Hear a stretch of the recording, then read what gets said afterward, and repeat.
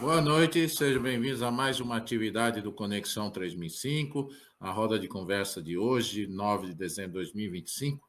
Nós vamos tratar sobre a vida de Cristo e os três aspectos misteriosos que queremos dar destaque aqui, que é o seu nascimento, o Natal, né? A tragédia do Gólgota e a ressurreição de Cristo. É um tema importante. E estou aqui com o Gilberto Catira para me ajudar nessa live de hoje, que eu já vou pedir para vocês deixarem o seu curtir, o seu like, o seu gosto no Conexão, se inscreva, né? E é um tema interessante que o professor Walter Teixeira de Andrade vai apresentar, não é isso, Catira? Boa noite. Olá, boa noite, Eduardo, boa noite a todos, sejam bem-vindos, estamos ao vivo. Bom, tema interessante, né? Estamos chegando aí no Natal, todo mundo preparando, montando as árvores, comprando o panetone, preparando as comidas, e tem as histórias por trás, o símbolo mais comercial, mais que a gente vive no dia a dia, que é bem interessante, né? Mas tem a história, a parte oculta, e a gente tem aí o professor Walter, que entende todo o assunto e vai nos contar um pouco desse simbolismo muito interessante. Então, vamos nessa. Boa noite, professor Walter. Boa noite, meu irmão Eduardo Nunes, meu pai novo Gilberto Catira. Boa noite a todos os irmãos que estão presentes aqui no nosso encontro, né? E vamos aqui tratar esse assunto, nessa roda de conversa, esse assunto importantíssimo, sobre justamente, nós estamos na época lá natalina, né? Tratar sobre a vida de nosso Senhor Jesus o Cristo, sobre três aspectos, justamente o nascimento de Jesus, o mistério do nascimento, o mistério da crucificação, do Gólgota, e o mistério da ressurreição. São três assuntos importantíssimos que nós vamos tratar disso. Então, nós planejamos inicialmente duas apresentações. Hoje, dia 9, depois dia 23, uma segunda apresentação. Provavelmente, vai depender do andamento da nossa reunião, provavelmente possa ter uma terceira apresentação no dia 7 de janeiro, que é dia de Reis. Então, já estou dando essa visão para a gente começar o nosso trabalho. Muito bem. Então, nós vamos... Vai ser ótimo, viu, professor? Como? Vai ser ótimo fechar esse tema no dia 6 de janeiro, terça-feira. 6 de janeiro, né? 6 de janeiro. Dia de Reis, então vamos ter o professor Walter fechando essa temática interessante aí. Abrangemos todas as festas, né? Natalinas, né? Desde o nascimento até o dia de Reis. Muito bem. Então, nós vamos aqui ver aqui o primeiro ponto, justamente a história do Natal. Vamos ver, vamos fazer uma revisão a respeito desse assunto, né? O Natal é comemorado anualmente em 25 de dezembro, e na tradição cristã, celebra o nascimento de Jesus, o Cristo. As origens dessa festividade, porém, remontam às comemorações pagãs. Olha só. O Natal acontece no dia 25 de dezembro e celebra o nascimento de Jesus, o Cristo. Outras pessoas consideram a data um período de fraternidade. O 25 de dezembro é uma data de uma comemoração extremamente importante no Ocidente. O Natal, né? Nessa festividade é celebrado o nascimento de Jesus o Cristo. É entendido dentro do cristianismo como Filho de Deus. É comum que no mês que antecede o Natal sejam construídos presépios e sejam colocadas decorações natalinas, tal como a árvore de Natal. A gente sabe disso, né? É importante considerarmos que o Natal só é comemorado no dia 25 de dezembro pela tradição da Igreja Católica, né? No Ocidente. As igrejas orientais, incluindo as ortodoxas e a copta, comemoram o nascimento de Jesus Cristo no dia 7 de janeiro. Então, tem a origem histórica do Natal, né? Dando essa introdução, né? Os historiadores não sabem com precisão quando o Natal surgiu. É um enigma. Embora exista uma teoria que aponte para o Papa Júlio I como criador dessa festividade. Acredita-se que em algum momento entre os séculos 2 depois de Cristo e 4 depois de Cristo é quando começou a convencionar-se a comemoração do nascimento de Jesus Cristo no dia 25 de dezembro. Isso porque sabemos que no final do século II depois de Cristo, os grandes teólogos da Igreja que debatiam sobre o nascimento de Jesus o Cristo não consideravam o 25 de dezembro como o dia de tal evento. Sabe-se disso porque uma declaração de Clemente de Alexandria aponta a consideração de diferentes dias para o nascimento de Jesus: 15 de abril, 20 de maio e 20 ou 21 de abril. Então, por que o Natal foi colocado no dia 25 de dezembro, sendo que essa data sequer era cogitada até o final do século II depois de Cristo? Os historiadores não têm uma resposta certa, mas acredito que a escolha do dia 25 de dezembro foi parte de uma estratégia da Igreja para enfraquecer comemorações pagãs que aconteciam nessa data. Uma dessas comemorações pagãs era a conhecida como Dies Natalis Solis Invicti, em latim, né? E era realizada para o Sol Invicto, um deus romano. Com o tempo, essa festa associou-se com Mitra, um deus persa que era cultuada nas terras romanas. Outra comemoração que ocorria próximo a 25 de dezembro era a Saturnália, festa em homenagem a Saturno. Os historiadores alegam, então, que colocar o Natal dia 25 de dezembro era uma forma de esvaziar a festividade pagã e garantir fiéis ao cristianismo.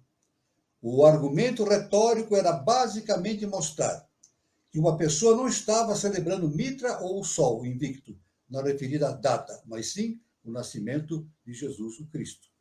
Assim, é muito provável que gradativamente, durante os séculos III e IV, a comemoração natalina em 25 de dezembro popularizou-se, ao ponto de que o Papa Júlio I ter anunciado que o nascimento de Cristo seria de fato comemorado nessa data.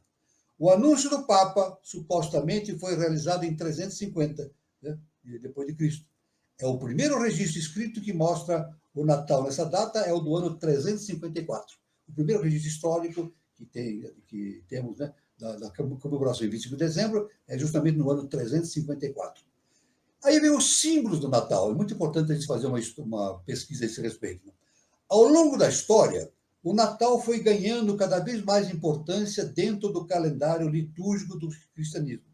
E foi na Baixa Idade Média que a comemoração ganhou importância na Europa Ocidental. Durante a Reforma Protestante, alguns grupos, como os puritanos, tentaram combater a influência do Natal, mas sem sucesso. Aí tem a tradição do presépio, também muito importante, né? Tem relação com o Natal, né? O presépio, olha só que interessante, hein? O presépio foi criado no século XIII por São Francisco de Assis. Olha que interessante. A evolução do Natal e sua difusão pela Europa fez com que novos símbolos fossem sendo adicionados à celebração. Um dos símbolos mais comuns do Natal é o presépio, aquela representação em forma de escultura da manjedoura na qual o Cristo nasceu na Palestina. O presépio foi criado pelo frade São Francisco de Assis em 1223. Nesse ano, São Francisco estava em algum lugar do interior da atual Itália, pregando o cristianismo. Para facilitar uma compreensão sobre o nascimento de Jesus daqueles que o assistiam, ele resolveu construir um presépio. A prática e sua imagem acabaram popularizando-se e espalhando-se pela Europa. Aí tem então outro símbolo importante, que é a árvore de Natal. Olha que importante. Acredita-se que a árvore de Natal seja originária de práticas pagãs dos povos na antiguidade. Outro símbolo muito comum é a árvore de Natal. Acredita-se que ela tem uma ligação religiosa com os povos de origem pagã, que as usavam como enfeite ou como parte de seus rituais religiosos. Existe também uma forte relação da árvore com práticas realizadas pelos povos escandinavos e germânicos, que consideravam o carvalho como símbolo de Thor e usavam pinheiros como enfeites durante o Jol, o festival religioso que acontecia, o Jol, né? Era um festival religioso que acontecia na Escandinávia, exatamente na época do Natal cristão. Acredita-se que essa prática dos escandinavos e germânicos possa ter originado a raiz da utilização da árvore de Natal. Os historiadores não sabem exatamente onde e quando surgiu essa prática relacionada com o Natal, mas acredita-se que foi em algum momento entre o final da Idade Média e o começo da Idade Moderna. A partir do século XVI, tem-se notícias de árvores enfeitadas sendo colocadas dentro das residências, já no século XVI. No século XIX, a prática popularizou-se no Reino Unido e daí espalhou-se por todo o mundo. Também no século XIX foram criadas as bolas de Natal, item decorativo que é colocado nas árvores. As primeiras bolas de Natal eram feitas de vidro e surgiram na atual Alemanha. Aí tem a história do Papai Noel também, que tem uma intensa na nossa civilização. O Papai Noel está relacionado com o Natal. Então, tem uma história referente a isso, né? A atual forma do Papai Noel foi resultado de uma campanha publicitária de uma determinada companhia no Ocidente, que usou o Papai Noel, na sua forma simbólica, para fazer propaganda, né? O Papai Noel é outro símbolo muito conhecido por todos no Ocidente. As crianças acreditam que é ele quem traz os presentes na véspera do Natal, que se trata de um velhinho com a barba branca que se desloca em um trenó puxado por renas. A história de Papai Noel remete a um santo católico, também possui elementos pagãos. No caso do santo católico, o Papai Noel remete a São Nicolau, um bispo do século III depois de Cristo e 4 depois de Cristo, entre 3 e 4, que usava da riqueza que herdou para distribuir presentes aos despossuídos, aos pobres. Existe uma crença de que parte da lenda do Papai Noel é oriunda de Odin, na Escandinávia, né? Deus da mitologia nórdica.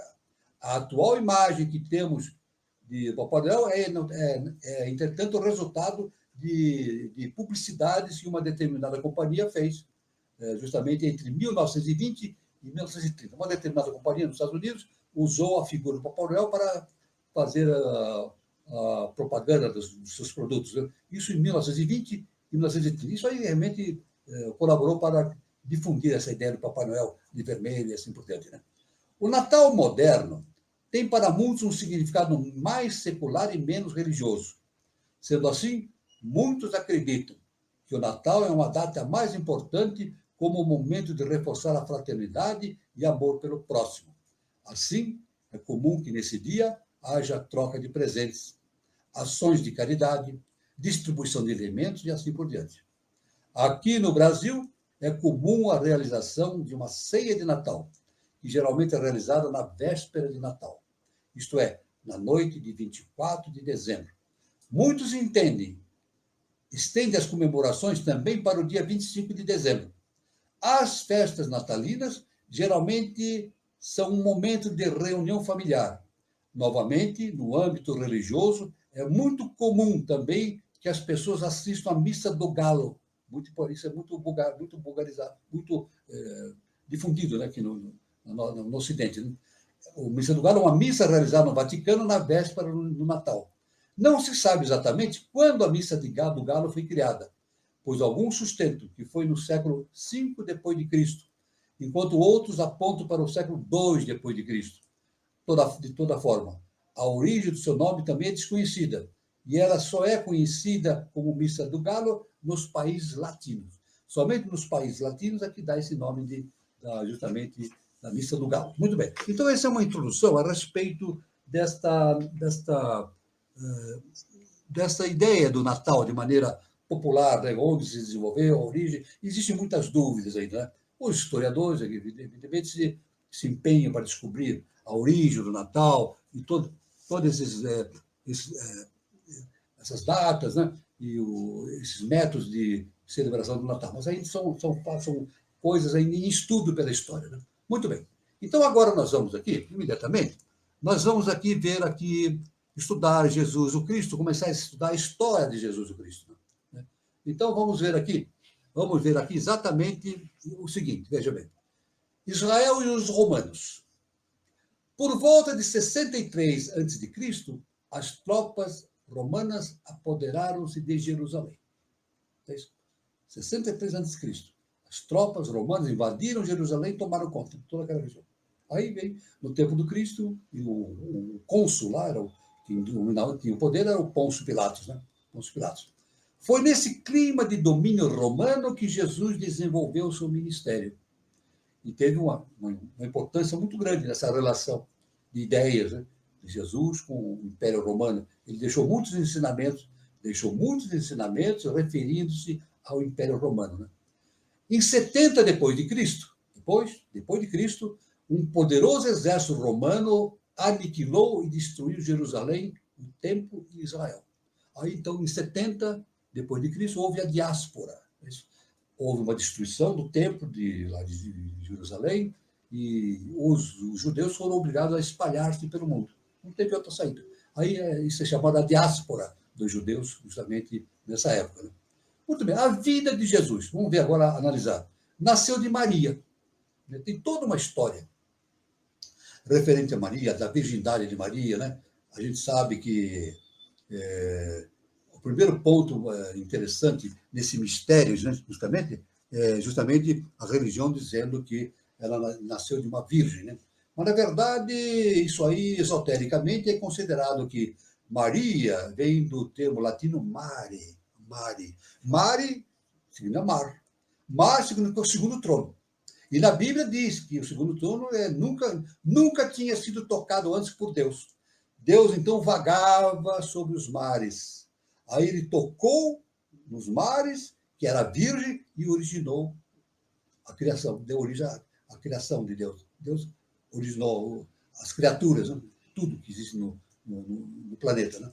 Então, aí está então essa questão. Tanto que, veja bem, isso o nosso mestre nos mostra, nos indica, né? Se a gente for uma igreja católica, a gente vai ver a Virgem Maria lá na frente, né, no altar, e ela veste um manto azul.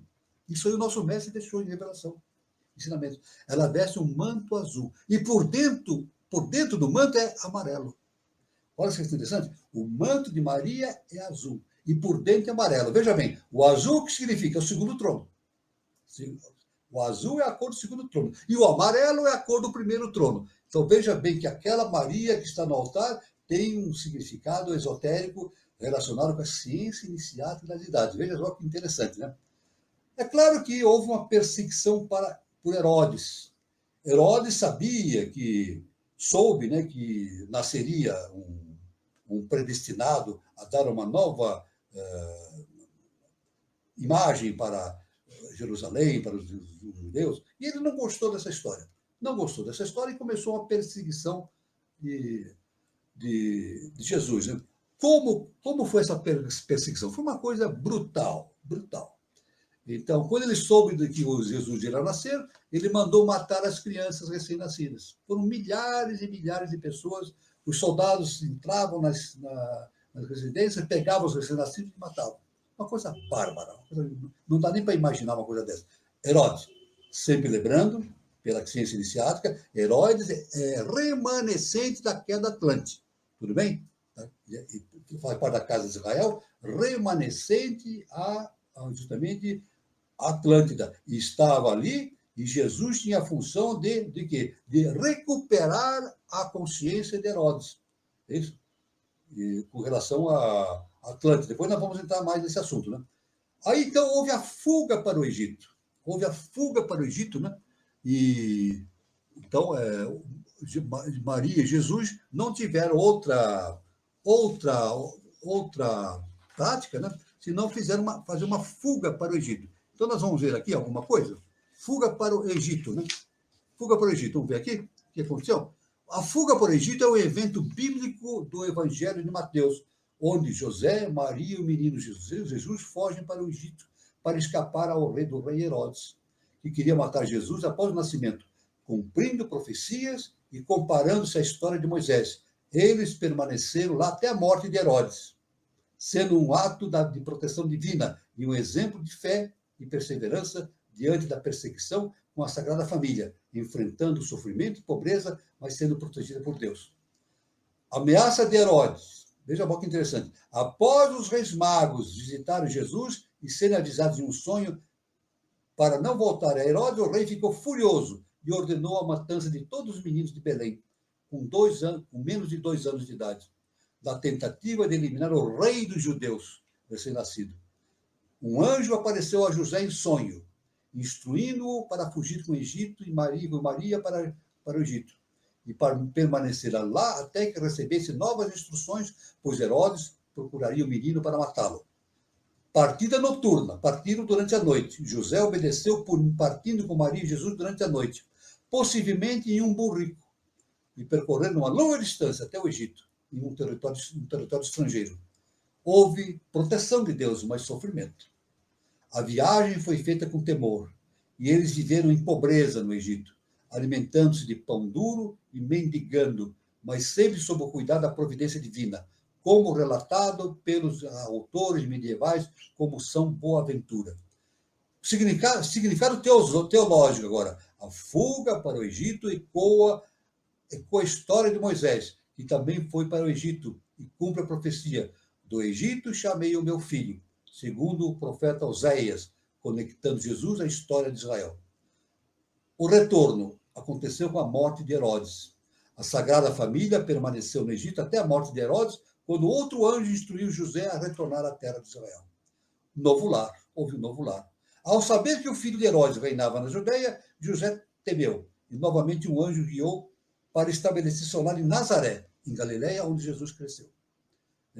Então, ao saber que o filho de Herodes estava reinando na Judeia, ele teve uma instrução de um anjo justamente para, ou ele temeu por isso, né? Mas é claro, foi uma instrução, e ele mudou-se justamente para Nazaré, da Galileia. Então, daí que Jesus ficou tendo aquele título de Jesus Nazareno, né? Sai de Jerusalém e vai para Nazaré. Isso, José, para proteger o menino Jesus das perseguições que ele poderia ser alvo, né? A fuga para o Egito é um momento de grande sofrimento para Maria e José, mas também um testemunho da proteção de Deus e um exemplo de fé e obediência para os cristãos, mostrando a fragilidade de Jesus e a perseguição que ele sofreu desde cedo. Fragilidade aparente fisicamente, mas ele tinha a proteção de Deus. Ele era um enviado da divindade, né? Ele era, conforme ele dizia, ele era justamente um instrumento de Deus na Terra. Um instrumento de seu pai na Terra, né? Então, esta é uma história muito interessante, já de início, essa questão, né? Então, daí houve a fuga para o Egito, né? Então, nós temos vamos aqui por volta, nasceu Maria, vamos aqui estabelecer aqui, vamos seguir aqui a nossa agenda, né? Vamos seguir a nossa agendinha. Muito bem. Aí Jesus criança, né? Tem a história de Jesus criança. A história de Jesus criança vai até os 12 anos. Olha só. Não se sabe a história de Jesus depois dos 12 anos, até os 30. Não se conhece a história de Jesus dos 12 aos 30 anos. É claro que a ciência, a história oficial, não registra esse fato. Mas a ciência iniciática diz, fontes iniciáticas dizem, que aos 12 anos Jesus viaja para o Egito. Jesus. Ou tinha uma caravana, né? Uma caravana de mercadores, e é claro que a lei de cósmica reuniu Jesus da caravana e ele foi para o Egito, junto com os mercadores, deixando seus pais sozinhos e preocupados, né? Mas a lei, Deus estava por trás de tudo isso, né? Ele viajou para o Egito, passou muitos anos no Egito, muitos anos, até os 18 anos, depois de 6 anos no Egito. Depois ele sai do Egito também, com caravanas específicas, vai para a Índia. E depois vai estudar esses estudos superiores no Himalaia. Ele permaneceu no Himalaia, frequentando os templos budistas, todos aqueles templos do Himalaia, conversou com muitos mestres. E depois voltou, voltando para Jerusalém, e passou pela Pérsia, onde ele estudou toda aquela obra do Zaratustra, de Zoroastro, né? Olha só a importância. Então, na verdade, dos 12 aos 30, Deus preparou Jesus para a sua missão. É assim que faz. Mas todos os mestres passam por essa preparação, né? Todo mestre é assim, passa por uma preparação para tornar-se um veículo justamente para fazer a sua redenção, né? Devemos dizer, então, ao voltar, houve o batismo com João Batista e permanência no deserto por 40 dias. Quando ele voltou, justamente da Pérsia, voltando para Jerusalém, ele foi ser batizado por João Batista. E João Batista, que já sabia de toda a história dele, né? Tinha nascido quase na mesma época, João Batista disse para ele que ele deveria ser batizado. E se devia ser o contrário. Mas Jesus diz, não, vamos cumprir a lei. Você me batiza, é necessário que seja feito isso. Então, João Batista batizou Jesus. E foi naquele instante que o Evangelho diz, né? Quando acabou o batismo, naquela hora apareceu uma pomba, a pomba do Espírito Santo. E quem tinha ouvidos para ouvir e olhos para ver, viu. Claro, nem todos viram, né? Quem tinha olhos para ver e ouvidos para ouvir, ouviram. A pomba brilhante no espaço, acima do local do batismo, e ela falou, este é o meu filho bem-amado com quem me comprazo. Então, o segundo trono, justamente uma voz do segundo trono. A pomba do Espírito Santo, porque o segundo trono é a pomba. O segundo trono é representado pela pomba, né? Por isso que tem aquela festividade do Divino Espírito Santo, no qual a bandeira das comemorações do Divino Espírito Santo tem uma pomba, que significa o segundo trono, né? Então, isso é muito importante. Devemos lembrar também que aos 12 anos, antes de ir para o Egito, Jesus ensinou no templo. Jesus ensinou no templo. Isso foi uma coisa extraordinária. Sozinho, 12 anos. Ele tinha ido a Jerusalém com os pais, fazer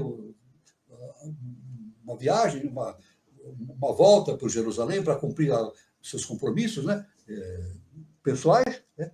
E Jesus sumiu da presença dos pais. É isso? E entrou no templo e começou a pregar. Não é verdade? Então, aí os pais ficaram alucinados, preocupados, onde está Jesus? E rodaram Jerusalém, rodaram, até que disseram, o menino está no templo. E ele foi lá e encontraram. E no Evangelho diz que os sábios ficaram boquiabertos com o conhecimento de Jesus. Ficaram boquiabertos. O conhecimento que ele trouxe ali com 12 anos. Na ciência iniciática, e isso aí nas revelações da Herobiose, é dito que, na verdade, não foi o menino Jesus que falou por ele mesmo. Ele foi veículo de um ser de hierarquia. Isso é dito. Porque ele era 12 anos, ele não podia saber tanta coisa. Uma criança não podia saber tantas coisas, porque ele tinha que fazer ainda a sua viagem para o Egito, para o Himalaia, para a Índia, né? Então, mas diz a noção da ciência iniciática que um ser de hierarquia, de alta hierarquia, evidentemente, utilizou Jesus como instrumento. Então, Jesus falou, deu toda aquela aula para os mestres, e os mestres ficaram boquiabertos com o conhecimento da criança, né? Aí a sua família voltou, na verdade, e os pais aí disseram para o menino, olha, a sua família está esperando você, está à procura de você há 1 ou 2 dias, né, esperando você.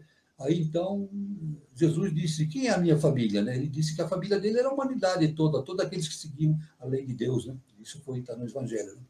Então, isso é muito importante, esses relatos. Né? Eu quero relembrar aqui, só lembrar aqui, que esses estudos a respeito de Jesus, toda a situação dele, das viagens, e várias condições sociais dele, pessoais, é muito estudado por um filósofo que chamou-se Baruch Spinoza.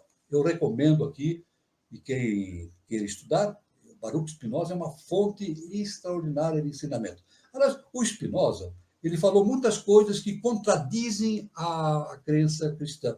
A crença cristã, digo, a igreja da época católica, né? Então, ele foi perseguido, foi muito perseguido, perdeu seus cargos, ele quase foi morto. Na verdade, o Spinoza ele conseguiu manter-se longe da morte, através dos seus perseguidores, mas ele foi perseguido. Então, mas ele deixou uma obra fantástica sobre Jesus, e eu recomendo aqui, no YouTube, existe um canal chamado Círculo Mental. Eu recomendo para vocês verem um canal chamado Círculo Mental. Tem muitos vídeos a respeito de Spinoza, né? Vídeos longos, né? Contando a história dele, as pesquisas que ele fez, etc. Muitos. E estudos que coincidem com os estudos dados pela ciência iniciática através da teosofia e da eubiose. Então, aí está um lembrete para vocês, muito importante a respeito disso. Né? Então, aqui nós vamos seguindo aqui. Então, aí nós temos aqui, vamos ver aqui, vamos seguindo aqui. Um momentinho só, vamos seguindo aqui. Agora nós vamos ver aqui justamente o novo item, justamente o mistério do Gólgota. O mistério do Gólgota. Veja, eu vou começar dizendo apenas uma coisa importantíssima, algo ensinado pelo professor Henrique José de Souza numa das suas cartas de revelação. Numa das cartas de revelação. O professor falou sobre o Gólgota. Gólgota. Então, ele falou o seguinte: a tragédia do Gólgota até hoje não ficou muito bem clara. Além do mais, porque não houve quem descobrisse grandes coisas a seu respeito, ou melhor, nenhuma coisa, nem outra. Né? Mas apenas, ele cita uma coluna dele, que eu não vou citar o nome dele, né? Uma coluna dele, ele diz que esse coluna leu, mas mesmo assim não pôde penetrar em tão fundo e excelso mistério, porque esse mistério é dos mais complexos. Isso é o ensinamento do professor Henrique José de Souza. Simplificando, de maneira objetiva, o mistério do Gólgota é o maior mistério que a humanidade tem que aprender. Até hoje nós não sabemos. Até hoje, eu confesso que eu ando estudando, tentando entender. Eu estudo, tento entender, mas eu confesso que eu não consigo entender. Da mesma forma que o mestre falou que um dos seus discípulos, um discípulo muito evoluído espiritualmente, também não conseguiu entender. Mas, é claro, no meu entendimento, veja bem, cada um vai tirar suas próprias conclusões. O professor diz assim, cada um deve tirar suas próprias conclusões. No meu entendimento, eu acho que o indivíduo só vai entender o mistério do Gólgota quando se tornar um adepto. Isso, para mim, é indiscutível. Todo ser humano só vai entender na integralidade o mistério do Gólgota quando ele atingir um estágio de adepto. Então, ele vai ler uma caixa. Vai penetrar nesse mistério, aí ele vai ter a profunda verdade sobre tudo, né? Vai ter uma intimidade com o seu Deus interno, ele vai poder, então, compreender. Antes disso, eu acho difícil o ser humano, mas nós tentamos. Não é porque nós não entendemos que a gente vai desistir de estudar. Temos que estudar. A gente vai aumentando nossa consciência, o nosso poder de entendimento vai aumentando, e a gente vai somando conhecimento e vai se alargando o nosso conhecimento. Né? Mas, do meu ponto de vista, nós somente entenderemos quando nós estivermos no nível de adepto. Isso, indiscutivelmente, é uma coisa muito importante. Né? Bom, aí, então, nós temos aqui um segundo ponto importante, né, da questão do Cristo. Já vimos a parte do nascimento de Jesus, né? Nascimento de Jesus, sempre lembrando dos Reis Magos, né? Esqueci de falar, os Reis Magos, eles eram 3 reis vindo de 3 regiões distintas do planeta, né? Um representando a raça branca, um representando a raça amarela e outro representando a raça negra. Então, era um negro, um amarelo e um branco. Justamente, veja, os 3 Reis Magos, simbolizando as 3 grandes raças que fazem parte da antropogênese, do desenvolvimento da raça humana. Né? Aqui no Brasil está sendo feito um grande caldeamento dessas raças, né? para nos conduzir ao ao ano 3005, o início de uma nova civilização. Então, os 3 Reis Magos, eles não se conheciam. Eles viram nos astros, leram nos astros, eram astrólogos, eram reis, mas eram astrólogos. Então, eles leram nos astros justamente os indícios e a estruturação astrológica que se coadunava com o nascimento de um mestre.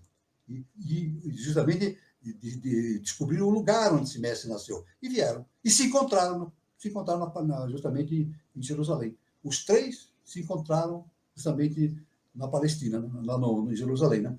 E então foram visitar Jesus e trouxeram 3 presentes para ele. 3 presentes, cada um trouxe um presente. Aí, então, é um significado muito grande. As 3 raças raízes rendendo homenagem a Jesus, que era justamente a emanação do Pai Celestial. Né? Então, isso aí é muito importante. Muito bem.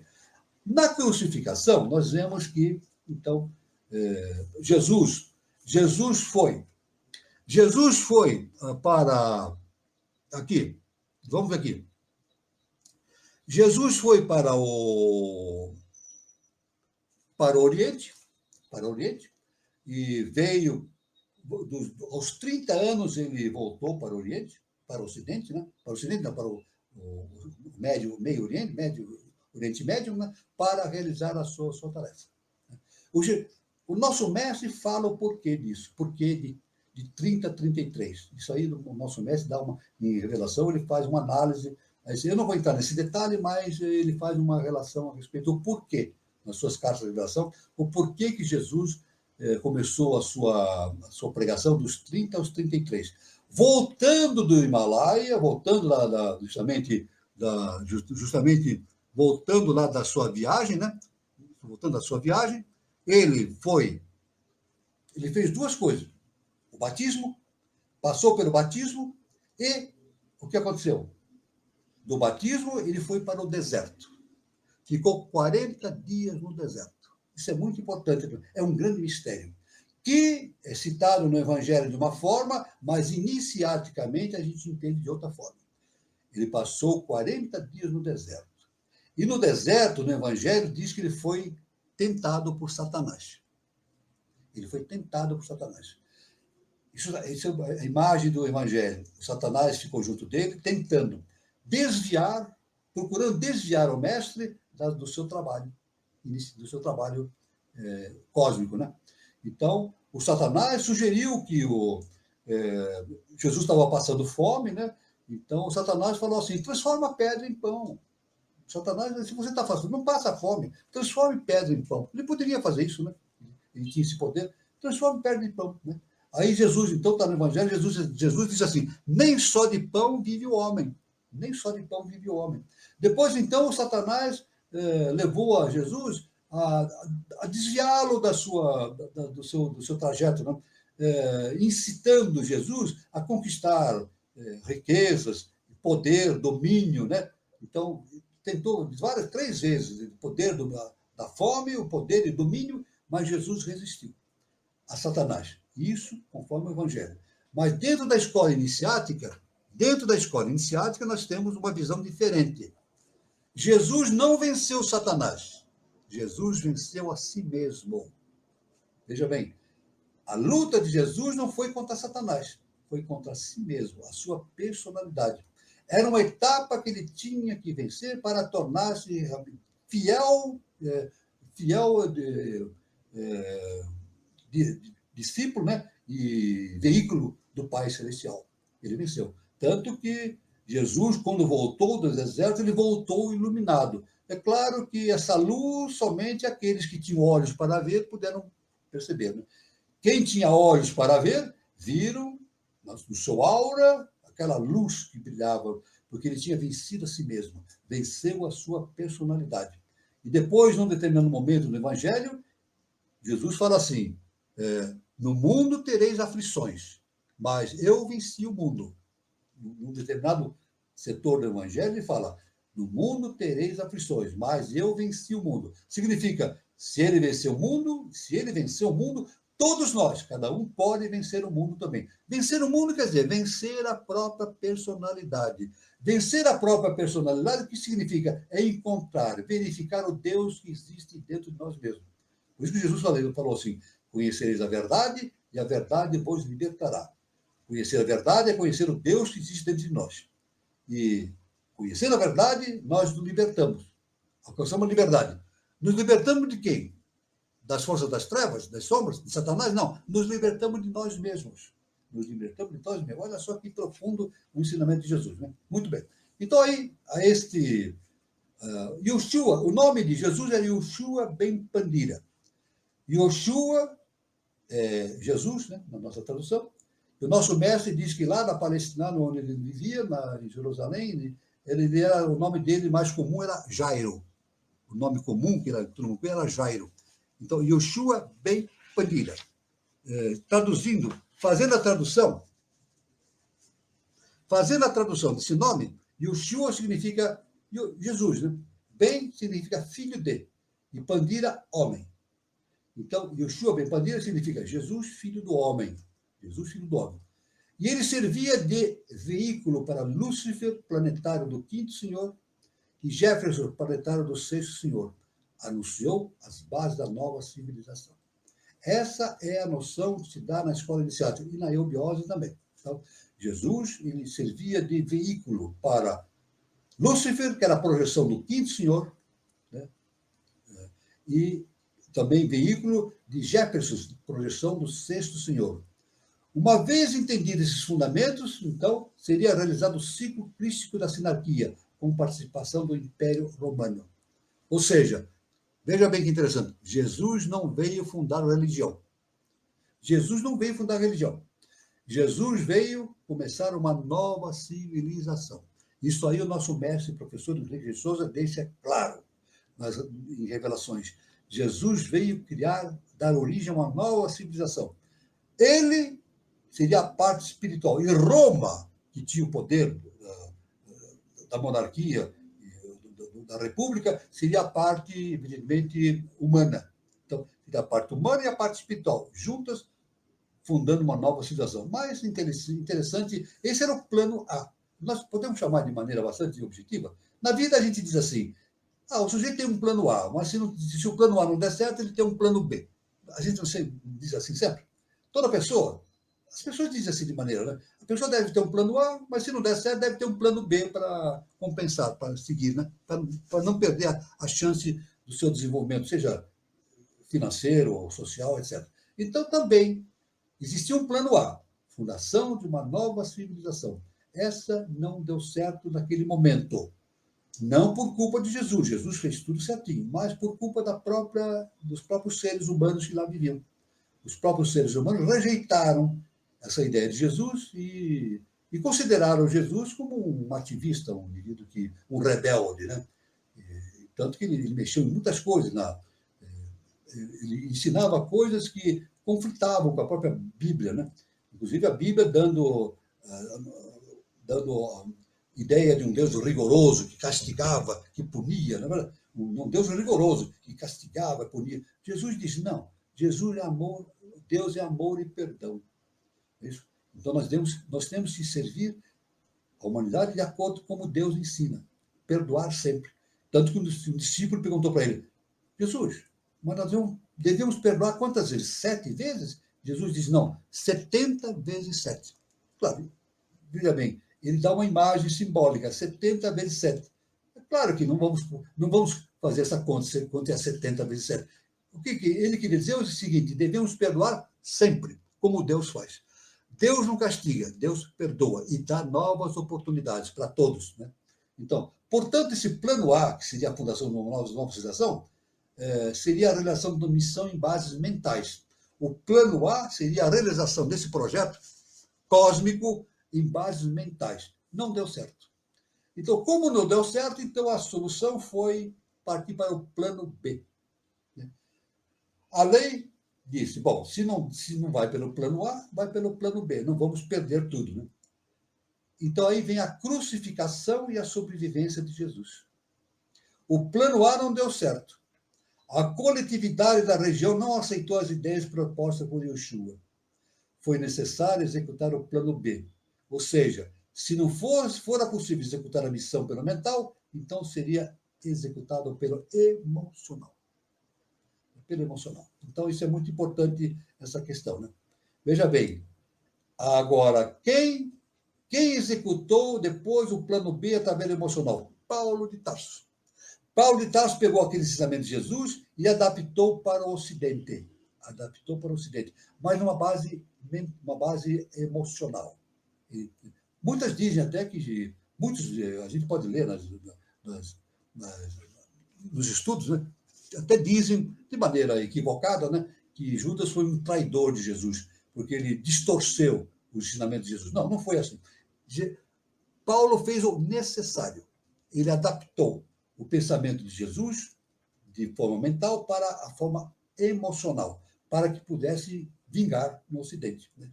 Então, é claro que foi necessário executar o plano B, né? Então, aí nesse ponto, Jesus foi crucificado, e Judas foi convocado para a crucificação. Aí também tem um outro mistério, né? Chamam Judas Judas chama do traidor, né? Dizem que Judas traiu Jesus Cristo, o traidor de Jesus. Mas tem uma outra história. a história entendida pelo lado iniciático. Olha o lado iniciático da coisa. Lúcifer, projeção do quinto senhor, avatariza Judas. Toma conta do corpo de Judas momentaneamente, ou periodicamente, e leva Judas a entrar em contato com o Sinédrio e estabelecer essa ligação de derrubar o trabalho de Jesus. Né? Então, por isso, então, que Judas é considerado o traidor de Jesus. Não é. Judas não traiu Jesus. Ele foi veículo do Lúcifer. E Lúcifer também não traiu Jesus. Ele executou algo cósmico. Ele tinha que fazer isso. Aliás, devemos dizer que Lúcifer produziu, através da traição de Judas, a crucificação de Jesus. E Lúcifer estava incorporado em Jesus na crucificação. Veja bem que interessante. Lúcifer produziu a sua própria crucificação. Olha a história. Por isso que o nosso mestre diz, o Gólgota é o maior mistério que nós temos, que a humanidade tem para entender. Lúcifer produziu em Judas a questão da traição. Judas não traiu, ele serviu de veículo para Lúcifer para realizar isso. Né? Então, mas, no fim, Lúcifer estava na cruz, incorporado em Jesus, avatarizado em Jesus. E na cruz estava também a projeção do sexto, a projeção do sexto senhor, né? A projeção Jefferson também estava na cruz, projeção do sexto senhor. Então, na verdade, a gente pode entender que a cruz, isso é uma imaginação, um estudo meu. Eu percebo que a cruz estava todo o sistema solar estava presente ali. Todo o sistema solar estava presente ali, sob o comando de Deus, todos os seres relacionados com a história da humanidade estavam presentes ali.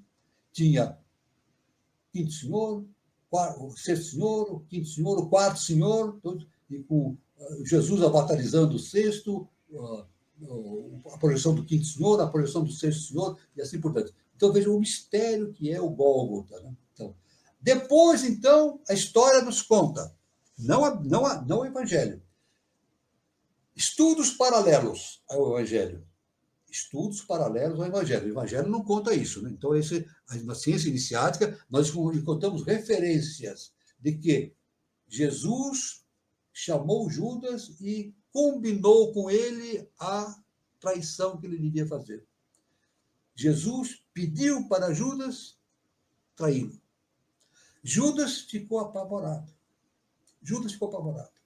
Ele não queria trair Jesus. Judas não foi traído. Judas não foi traidor de Jesus. Ele foi justamente veículo de Lúcifer para realizar o processo da crucificação, que era um projeto cósmico. Não era projeto de Lúcifer, a ação do Lúcifer é um projeto cósmico, tinha que ser realizado. É o grande mistério. Então, o que acontece? Jesus falou com Judas e pediu para ele fazer essa traição. O Judas ficou apavorado com isso, ele não queria. Tanto que durante a ceia, houve a Santa Ceia, né? Que foi antes da crucificação, né? Antes da prisão de Jesus, estavam todos reunidos e sabiam que um deles iria trair. Um dos discípulos iria trair Jesus. Então, os discípulos perguntaram para Jesus, quem vai nos trair? Então, Jesus diz assim, a quem eu entregar um pedaço de pão molhado em vinho, esse vai me trair. Então, Jesus pegou o pão, molhou no vinho e entregou para Judas. Entregou para Judas e disse, está no Evangelho, vai e faz o que você tem que fazer imediatamente. Estranho, né? Jesus, se ele fosse contra a crucificação, ele podia dizer, não faça isso, você vai estragar tudo. Não, ele disse, vai e faz o que você tem que fazer imediatamente. Os discípulos entenderam que o Judas iria fazer alguma compra, porque ele cuidava do dinheiro. Ele que cuidava do dinheiro, das despesas do grupo, né? Então, todo mundo pensava que ele ia fazer alguma compra. Jesus estava pedindo para ele fazer alguma compra de pão, vinho, sei lá, né? Mas não, ele saiu de lá e foi para o Sinédrio, para entregar Jesus. Mas no Evangelho, em João está escrito, no momento que Jesus fala, vai, faça o que você tem que fazer, Aí em João diz assim: Satanás se incorpora em Judas. O Evangelho diz: Satanás toma posse do corpo de Judas. Vamos entender? Não é Satanás, é Lúcifer. Lúcifer incorpora, está no Evangelho. Então a gente entende assim, pela ciência iniciática. Lúcifer incorpora-se no corpo de Judas. Por quê? Por que Lúcifer fez isso? Porque Judas não ia conseguir trair Jesus. Ele não ia, como ser humano, ele não ia conseguir. Ele amava muito Jesus. Então, mas Lúcifer veio, incorporou-se nele e levou Judas para fazer a traição. Ele foi lá e entregou Jesus. Ganhou 30 moedas de ouro. Ele ganhou 30 moedas de ouro para entregar. Aí depois foram para os Montes das Oliveiras, Jesus teve aquele contato com Deus, com o Pai Celestial. Depois, quando terminou a reunião nos Montes das Oliveiras, depois da Santa Ceia, então vieram os soldados e prenderam Jesus. Então Judas beijou Jesus, né? E Jesus foi preso. Então, isso é muito importante. Veja bem a dificuldade que a gente tem para entender. Eu estou contando fatos assim que a ciência, a religião não conta, porque faz parte da ciência iniciada das idades. Né? Então, veja bem, Judas não traiu Jesus. Então, a gente tem essa história, desde pequeno, eu não tenho visto mais, mas desde pequeno eu sempre assisti, assim, isso deve ter muitos anos de existência, sábado, aleluia, é o dia de malhação do Judas, né? Isso ficou no inconsciente do povo. O povo se reunia, fazia um boneco e lá fazia toda aquela reunião e no final da reunião malhava o Judas, como se o Judas fosse o traidor. Não foi traidor. Tanto a prova disso é o seguinte: quando Judas terminou de trair, entre aspas, de fazer aquilo que Lúcifer fez ele fazer, ele voltou para a sua consciência. Com as 30 moedas de ouro. O que ele fez? Se enforcou. Pronto. Não precisa fazer mais nada. Não, isso aí prova que Judas não foi traidor. Ele foi numa árvore, jogou uma corda e se enforcou. E pegou as moedas e jogou lá no Sinédrio. Devolveu as 30 moedas para o Sinédrio.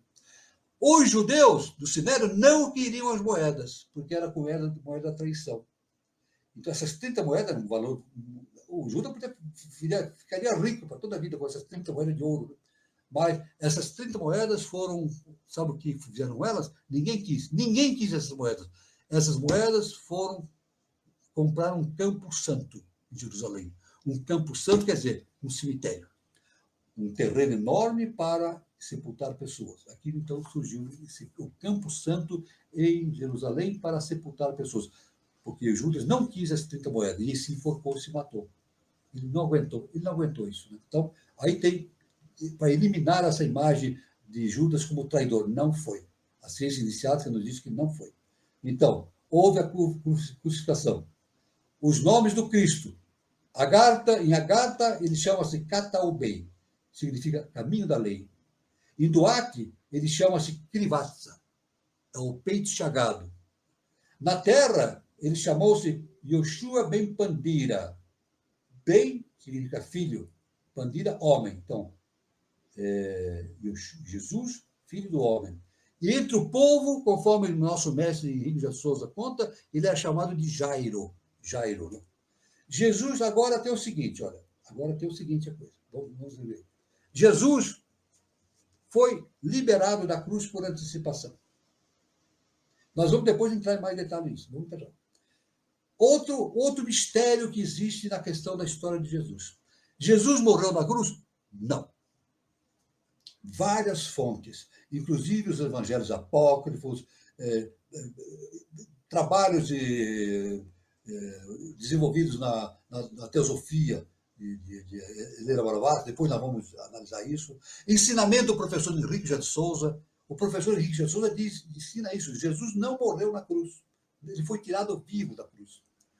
Então, o que aconteceu? José de Arimateia e Nicodemos eram os dois colunas, né?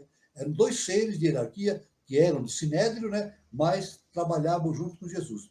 Principalmente José de Arimateia. José de Arimateia vai falar com Pôncio Pilatos. Ele foi falar com Pôncio Pilatos e pediu o corpo de Jesus. A crucificação começou às 9 da manhã, 9 horas da manhã, e terminou às 3 da tarde. a crucificação. Às 3 horas desceram Jesus vivo da cruz. Então, a Arimateia pediu para Pôncio Pilatos o corpo de Jesus. E no Evangelho está escrito que o Pôncio Pilatos ficou admirado. Mas como? Ele já morreu? Está no Evangelho. O Pôncio Pilatos, isso no Evangelho. O Pôncio Pilatos admirou-se. Ele já morreu? Por quê? Porque a crucificação não era um dia, não. Eles deixavam para sempre. A crucificação era um método romano. Era um método romano. Não era judeu. Era um método romano de punir, né? Aqueles que achavam que deviam ser punidos. Então, eles crucificavam o indivíduo e deixavam lá. 1 dia, 2 dias, 1 semana, 1 mês. Aí sabe o que acontecia? Os pássaros vinham, ele morria, os pássaros vinham e acabavam de comer a carne do crucificado. Ele era devorado pelos pássaros. Depois, então, eles pegavam o resto e jogavam fora. Então, o Pôncio Pilatos ficou admirado. Agora, esse é o mistério. É claro que o Pôncio Pilatos sabia. O Pôncio Pilatos era amigo de José de Arimateia, né? Então, o Arimateia falou com o Pôncio Pilatos. Olha, ele está vivo, mas eu quero tirar ele vivo de lá para levar para tratar dele. Pôncio Pilatos não queria crucificar Jesus. Olha, outra coisa. Muita gente fala assim, Pôncio Pilatos crucificou Jesus. Não. Pôncio Pilatos não crucificou Jesus. Aliás, Pôncio Pilatos está no Evangelho. Ele fala assim, ele aceitou a crucificação e lavou as mãos. Pegou uma água e lavou as mãos. E disse que ele não queria que o sangue desse justo caísse sobre ele. A esposa de Pilatos era cristã. Então, ela buzinava na cabeça do Pilatos. Era cristã, a esposa de Pilatos, romana. Né? Buzinava na cabeça do Pilatos, falando essas coisas. Então, ele lavou as mãos. Aliás, Pilatos não queria crucificar Jesus. Ele sugeriu à casa de Israel que chicotear Jesus. Dava uma chicotada e libertava.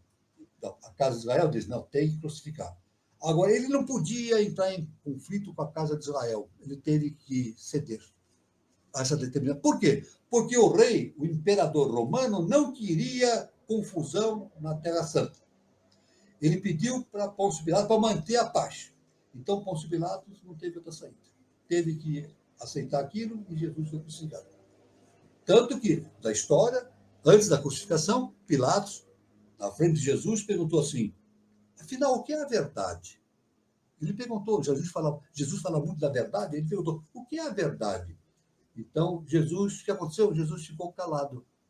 Agora, não tem nada no Evangelho. Essa é uma interpretação minha, as pessoas vão aceitar ou não. Eu interpretei dessa forma. Né?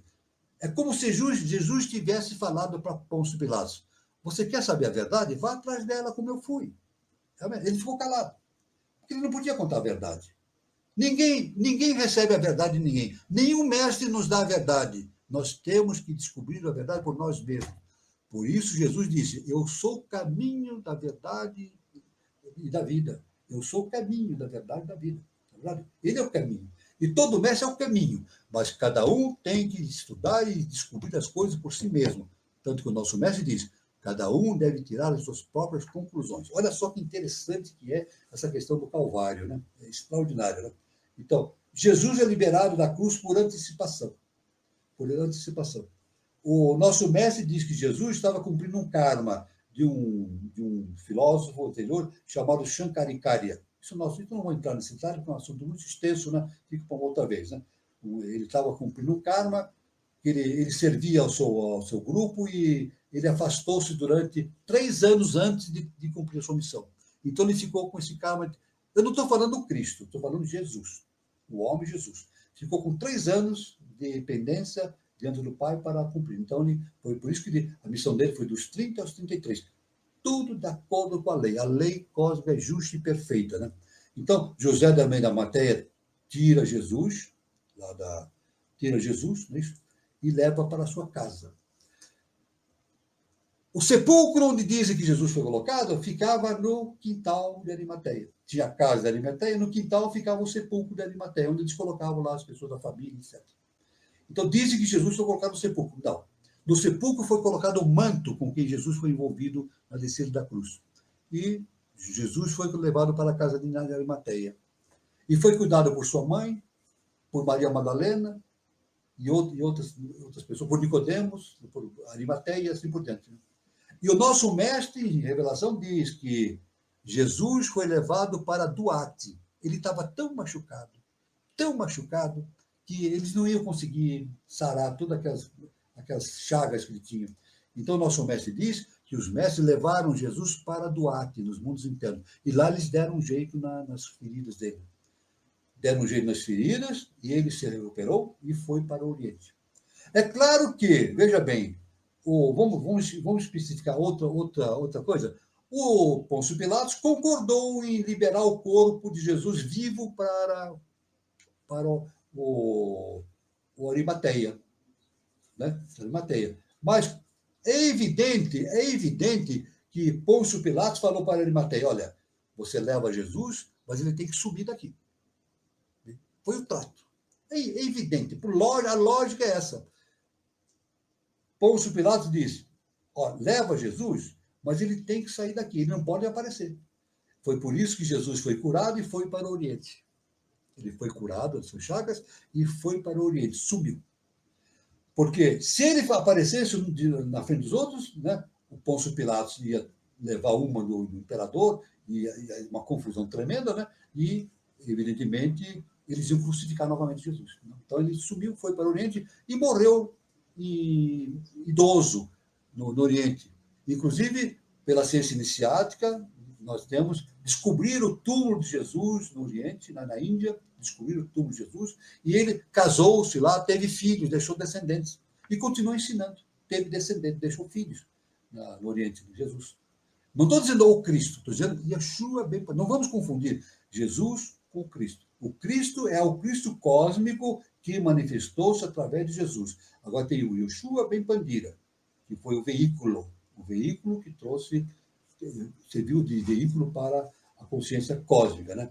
Então, aí está, Jesus, José de Arimateia desce Jesus da cruz e, juntamente com Maria Madalena, trata das suas chagas.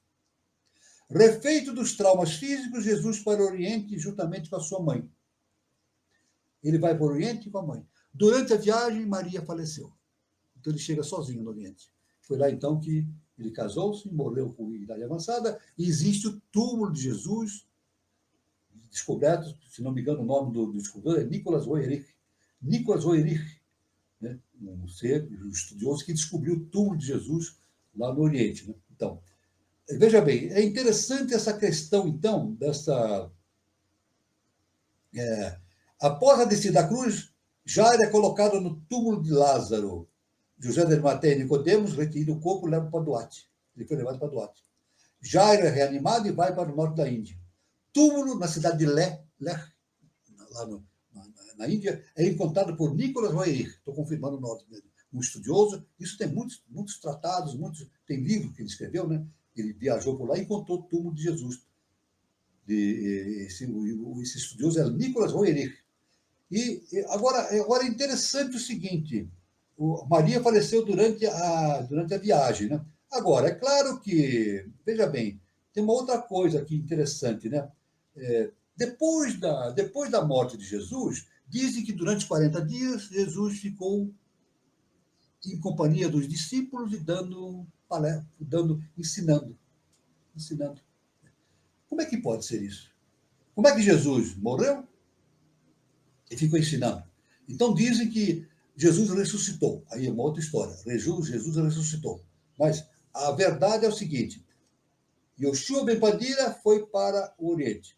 Mas existiam dois Jesus. Olha só, existiam dois Jesus.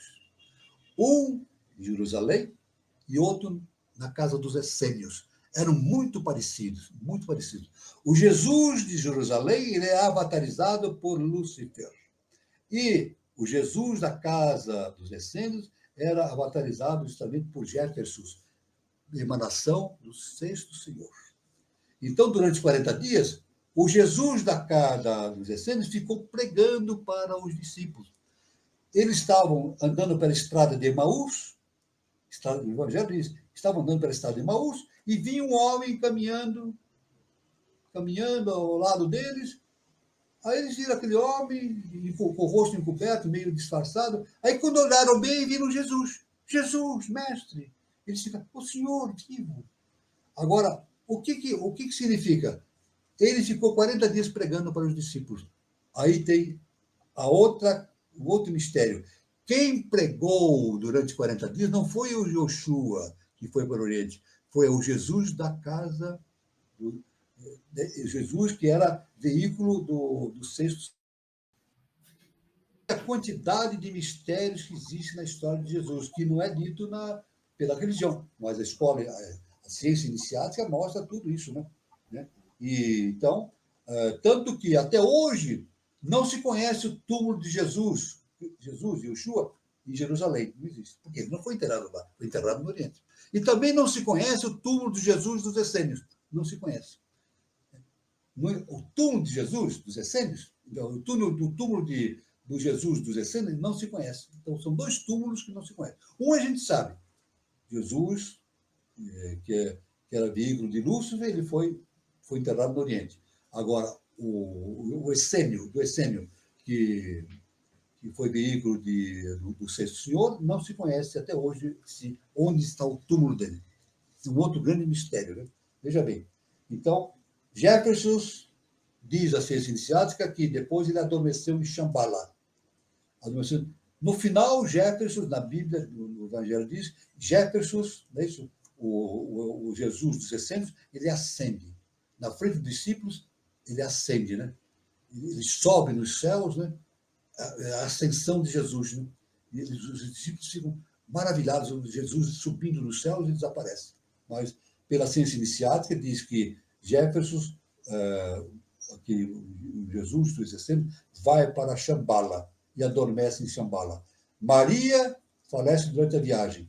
Jesus passa a viver em Caxemira, casa-se, tem filhos e morre em idade avançada. Seu túmulo foi descoberto na Caxemira. Né? Então, isso aí... Aliás, esse filme... Tem um filme que é A Última Tentação do Cristo, que fala muita coisa a esse respeito. Viu? Fala muita coisa a esse respeito. Então, veja bem a coisa... Como tem assuntos muito importantes relacionados com todo esse ensinamento, né? Muito bem. Alguém quer dar uma palavrinha aí, se quiser? O Edu ou o Carlos, por favor? Querem dar alguma participação? Oi, professor. Tudo bem, Carlos? Tudo. Eu peguei um trânsito danado. Eu saí de casa para fazer o ritual lá no departamento de Santana, da UA, né? E não vi a notícia da greve, né, de ônibus. Então, sim. Hoje realmente foi terrível. Hoje eu tive problema. Eu cheguei também, eu saí com a minha filha, ela foi no dentista fazer e eu também demorei do consultório até cá, demorei mais de 1 hora. Um percurso que eu faço em 15, 20 minutos para casa, eu levei 1h15 hoje. Hoje o dia foi muito terrível. Tudo bem. Alguma coisa para falar, para depois eu continuar? Não, professor, eu não estou vendo nenhuma pergunta. Só o Eduardo que foi fazendo umas colocações, mas eu já coloquei para o pessoal ler, né? Então, agora, o senhor pode dar continuidade. Porque aí tem muito assunto. Né? Eu vou dar continuidade aqui. Eu quero falar agora sobre Anna Kingsford. Kingsford. Tá. Isso é uma coisa importante no estudo iniciático, aqui, na eubiose, da teosofia, etc. Anna Bonus Kingsford foi uma médica, escritora, vidente e mística britânica. Ela viveu de 1846 a 1888. Faleceu prematuramente aos 41 anos de idade. Aliás, ela foi a segunda médica a se formar na Inglaterra. Porque antigamente tinha-se prevenção, né? A mulher não podia ser médica. Mas houve uma mulher que se formou médica, foi muito importante, e ela foi a segunda mulher na Inglaterra a formar-se médica, e foi uma médica extraordinária. Anna Kingsford. Anna Bonus Kingsford.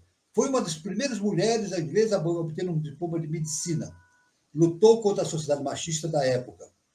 Lutou a favor do vegetarianismo, né? E tem uma série de obras, né? Né?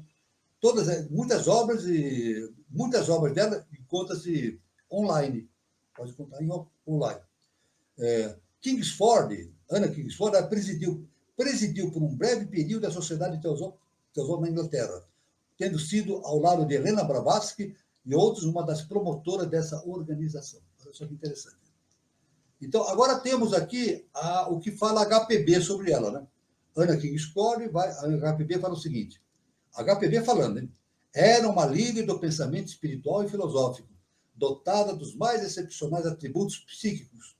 Junto com o Sr. Edward Maitland, o seu mais verdadeiro amigo, ela escreveu várias obras tratando de temas metafísicos e místicos.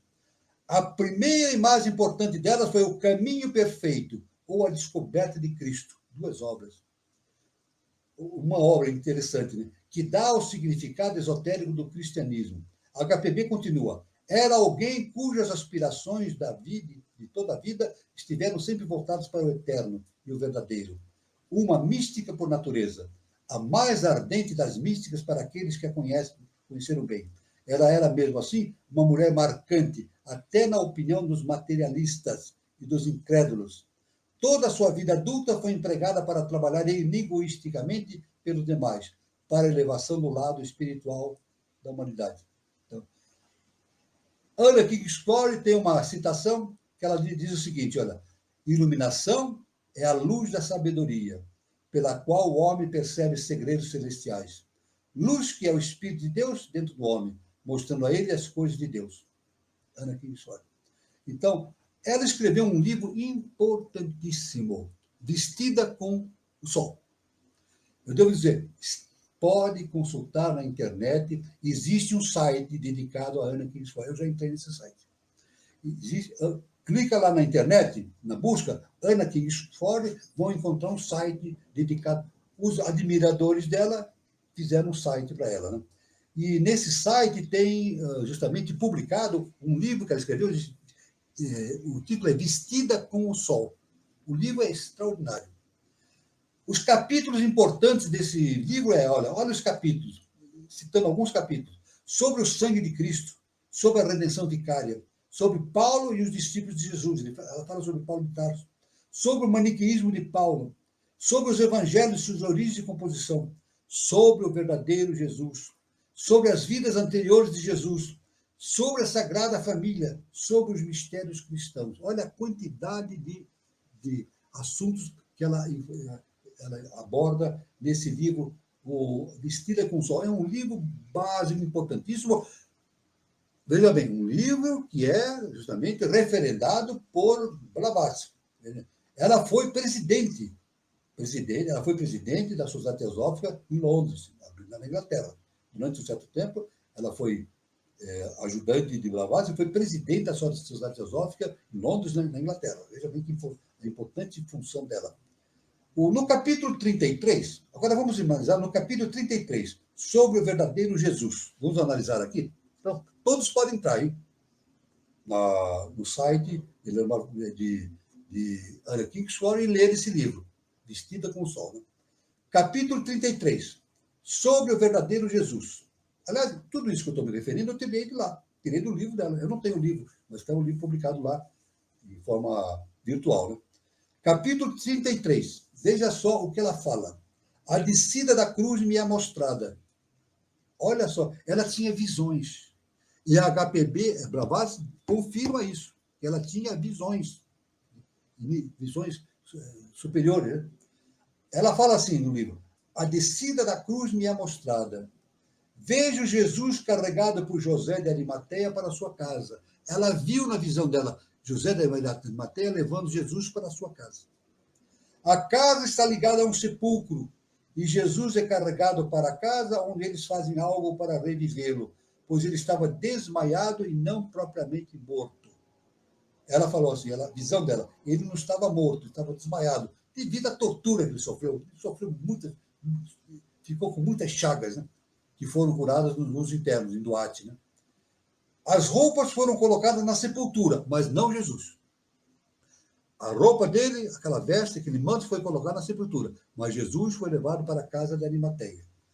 Agora, como médica, ela diz o seguinte, vejo uma ruptura do pericárdio, mas não um ferimento fatal no coração. Vamos repetir? Como médica, ela diz, na sua visão, Vejo uma ruptura do pericárdio, mas não um ferimento fatal no coração. Vejo claramente que ele não está morto. Vejo. Não há lesão orgânica. E a ferida cicatriza como uma ferida comum, sem produzir pulso. E fazem incessante limpeza com água. Então, aqueles que estavam lá, Maria Madalena, etc., fazem limpeza com água na sua... Ele foi levado para os mundos internos para a sua total recuperação. Né? Então, veja bem, depois nós vamos entrar. Isso aqui eu estou dando um preâmbulo, depois nós vamos entrar em detalhes sobre a Anna Kingsford. O assunto é esse tempo. Por isso que o professor falou que é o maior mistério que o ser humano tem que compreender. O Gólgota. Muito bem. A visão, depois ela teve uma visão de Jesus. Olha a visão que ela teve. Olha, Jesus chegou para ela e disse assim: eu não sou mulher, eu não sou homem, eu sou mulher. A visão que ela teve de Jesus. Jesus falou assim: eu sou mulher. Ora, nós sabemos pela ciência iniciática que Jesus ele foi gerado pelo segundo trono. Ele foi gerado pelo Espírito Santo. Então ele tinha aquela contextura da mãe divina. Ele tinha aquela estrutura da mãe divina. Tanto que no batismo dele apareceu a pomba, né? A pomba falou: esse é meu filho bem amado com quem me comprazo. Então, foi justamente uma amostra da mãe divina dando o contexto exato do que era Jesus. Né? Então ele dizia: eu sou mulher. E veja bem que interessante. Se nós formos no hino nacional brasileiro, veja, o Brasil é a pátria do Avatar Maitreya e será aqui haverá o início da nova civilização. E veja bem, todo mundo acha o Brasil como um homem. É isso? Todo mundo fala em Brasil, imagina como se fosse um homem, né? Brasil. Mas veja bem o que tem no hino nacional. No hino nacional brasileiro está escrito assim: dos filhos deste solo és mãe gentil, pátria amada, Brasil. Veja bem, Brasil é uma mulher também, e fundamentalmente a mãe divina, segundo o trono. Por isso que Jesus é a pátria do cruzeiro. Brasil, a gente tem todos os livros da criança, e na eubiose também se fala isso. O Brasil é a pátria do cruzeiro. O cruzeiro, a constelação do cruzeiro, justamente é o segundo trono, a relação com o segundo trono. É uma ponte de onde vêm as energias para a Terra. Então, justamente cai sobre a Terra e também sobre o Brasil. Né? Então, o Brasil ele tem um comportamento de mãe, porque diz: dos filhos desse solo és mãe gentil, pátria amada, Brasil. Né? E no futuro, e o lema completo do positivismo de Augusto Comte é amor, ordem e progresso. Augusto Comte, que foi o originador do positivismo, com todas as restrições, depois, qualquer dia, nós vamos estudar as restrições com relação ao Augusto Comte, que originou o positivismo e também uma linha de materialismo muito grande. Né? Mas, nesse sentido, Augusto Comte foi muito claro. Né? Ele deu como lema do seu trabalho amor, ordem e progresso. E, no Brasil, a bandeira brasileira está escrita amor e progresso. No futuro, indiscutivelmente, eu tenho certeza disso. Isso a intuição me indica. No futuro, a bandeira brasileira vai ser modificada e vai se colocar nessas palavras que na bandeira vão colocar amor, ordem e progresso. Não vai ser ordem e progresso, vai ser amor, ordem e progresso. Eu devo dizer que no início do século XXI, houve um projeto na Câmara dos Deputados lá de Brasília para introduzir a palavra amor no Brasil, mas não entrou nem em votação. Eu devo dizer que eu estudei isso na época, no início, não sei, em 2002, por aí. Foi uma proposta originada por um compositor do Rio de Janeiro, Tião Macalé. Ele falou com um deputado, Tião Macalé. Tião Macalé tem uma relação muito grande com esse lema amor, ordem e progresso. Pode investigar. E ele entrou em contato com um deputado federal para colocar essa proposta de um projeto, para colocar o lema na bandeira, amor, ordem e progresso. Mas não entrou em votação, nem em votação, porque houve uma discussão muito grande, a maioria não concordou e acabou. Mas eu acho, no futuro, a bandeira brasileira vai ser reescrita. Vai ser assim, amor, ordem e progresso, indiscutivelmente. Agora, vamos ver agora aqui uma coisa muito importante, né? Muito importante aqui, mais umas informações. Conforme, vou falar sobre Buda, Cristo e a nova civilização. Conforme Anna Kingsford, né? Fé sem compreensão é credulidade. Então ela diz, a verdade é que a fé salva, mas a fé não tem compreensão, não é fé. A fé que não tem compreensão não é fé, mas sim credulidade. Então, a fé é importante, mas tem que ter a compreensão daquilo que está ligado com a fé. Então ela diz que a fé sem a compreensão é simplesmente credulidade. Então, não adianta, em outras palavras, diz assim, não adianta acreditar em Deus. Eu acredito em Deus. Não é suficiente a pessoa repetir isso. Eu acredito em Deus. Não. Ela tem que demonstrar a sua intenção de conhecer verdadeiramente Deus. E onde ela vai encontrar Deus? Dentro dela mesma. Jesus falou, conhecereis a verdade e a verdade vos libertará. Então, o futuro da humanidade, daqueles que estão nesse processo de evolução para o quinto sistema, é encontrar Deus dentro de si mesmo. Duas coisas, também tem uma coisa muito importante na religião cristã. Duas coisas da religião cristã. No presente momento, há duas coisas na religião cristã que devem ser óbvias para todas as pessoas de discernimento. A primeira, que os homens não podem viver sem ela. E a segunda, que elas não podem viver com ela assim como está. É claro, né? A religião cristã, o homem não pode viver sem a religião cristã no Ocidente.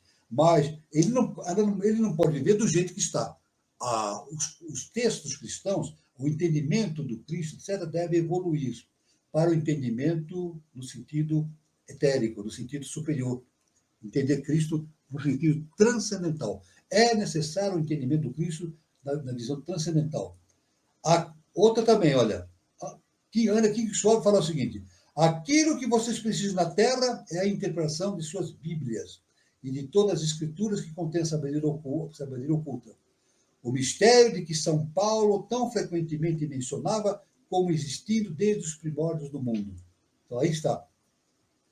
Anna Kingsford diz que a questão é interpretar as Bíblias e todas as escrituras, justamente para entender a sabedoria oculta que existe nesses mistérios. Né? Tanto que o nosso mestre ensinou isso, ele deu um exemplo fantástico. Né? Ele fala, a letra que mata e o espírito que vivifica. O mestre, o professor Henrique de Souza, diz assim, a pessoa não deve se ficar somente na letra que mata. Se ficar só na letra, morre. A letra mata. Ele tem que entrar no sentido esotérico que está por trás da letra. Aquilo que está por trás da letra, o entendimento do funcionamento do universo, das ideias, é justamente o conhecimento do espírito. Então, entendendo o que está por trás da letra, a gente entende, vivifica o espírito. Né? Então, outra questão que a Anna Kingsford falou, extraordinária, que a gente tem que estudar isso, a gente tem que considerar isso. Cristianismo e budismo são parte de um todo contínuo e harmonioso. Olha, Kingsford, cristianismo e budismo são parte de um todo contínuo e harmonioso.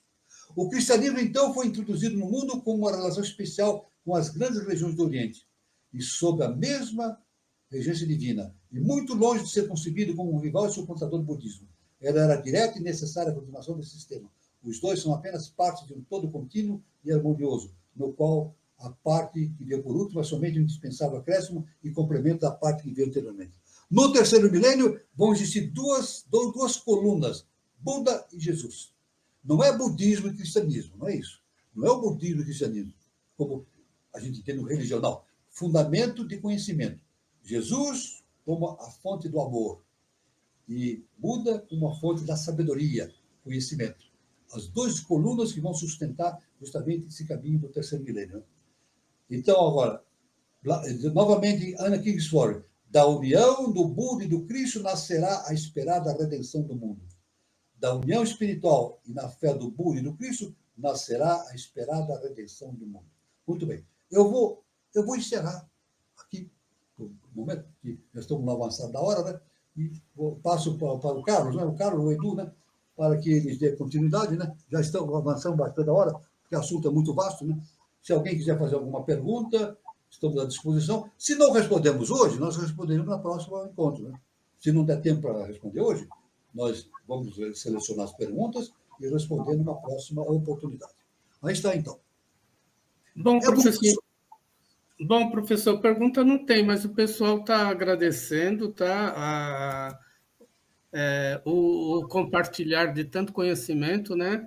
E o que eu poderia falar, professor, como a gente está meio no atrasado da hora, o que eu poderia falar é que o senhor trouxe assim uma explanação muito boa, professor, para a gente ter uma visão geral, mais ou menos, daquilo que aconteceu na época do Gólgota, né? Porque realmente é um grande mistério. O Gólgota, como o professor disse, é um mistério que tem que ser entendido pelo ser humano, né? Do meu ponto de vista, eu acho que o ser humano... Esse é o meu ponto de vista, né? Ele só vai entender perfeitamente quando tornar-se um adepto. Então, ele fica livre das suas limitações humanas e poder ler o Akasha e entrar em contato com tudo isso. Isso é uma visão minha, né? Então, professor, eu já vou então passar os recados, depois a gente volta para ver o que... Né? Dá mais alguns minutos para se fechar, né? Mais uns 5 minutos. Isso.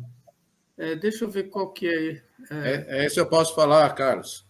Você pode falar? Pode falar, Eduardo. Pessoal, nosso próximo tema no dia 16 de dezembro, a próxima terça-feira, às 20h40, é envelhecimento populacional e o desafio de envelhecer bem. Vai ser apresentado pelo Eduardo Platon, que ele é pensador e escritor. A linha dele é de inovação política, empresarial e espiritual. Então, é uma mente brilhante aí que vale a pena a gente ser contemplado com um pouquinho do conhecimento dele, que é uma provocação de algo importante. Afinal, se o envelhecimento é uma realidade, como é que a gente pode viver melhor com isso, né? Então, segundo o Censo do Brasil 2023, idosos já representavam 15,6% do total. E essa tendência tende a crescer mais pelas projeções. Isso está levando a desafios na previdência, na saúde, na questão de mobilidade urbana e do consumo, o perfil de consumo, né?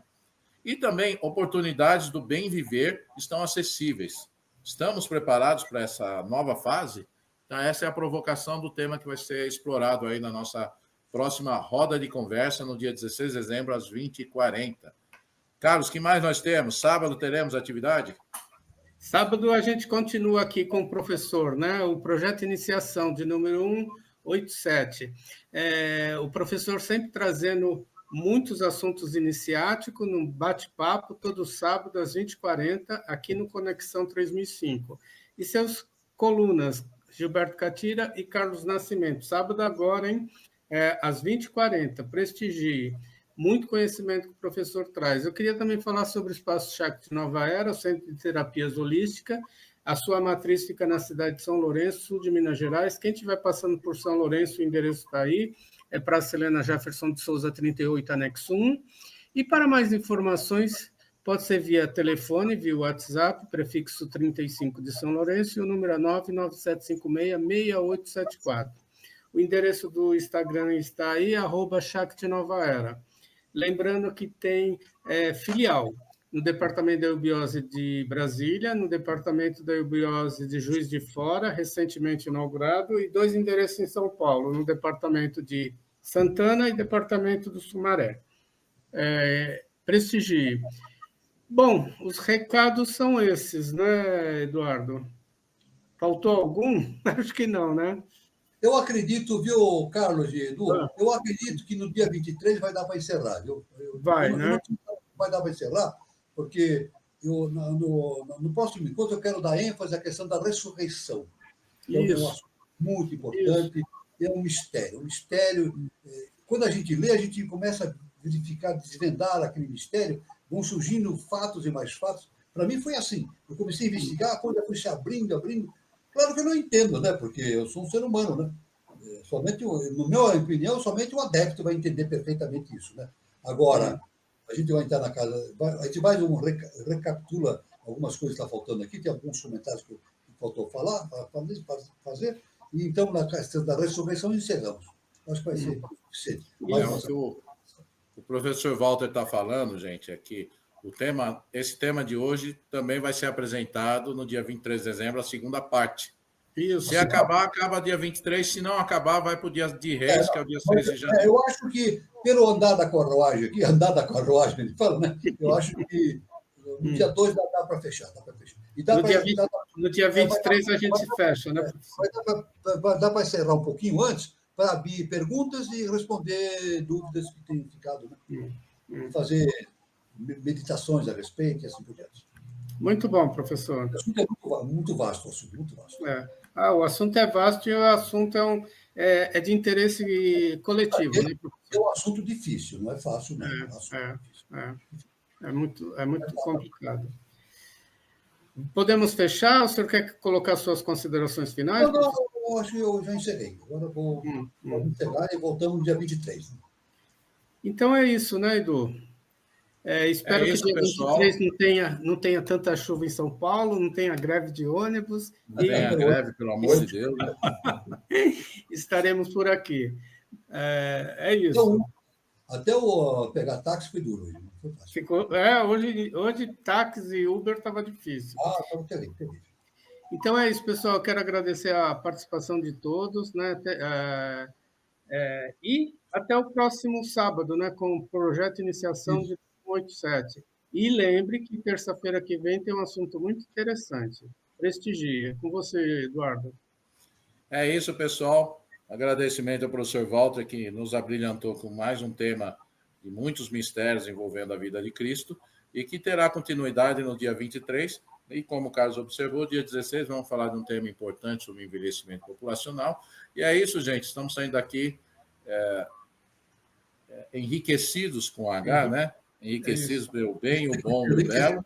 Então é isso, professor. Luz, paz e bem. Para todos. Enriquecidos com H, porque tudo isso vem do ensino de JHS. A gente não inventa nada, não pode inventar nada. É isso, pessoal. Meu agradecimento e até a próxima. Boa noite. Até a próxima. Boa noite. Boa noite.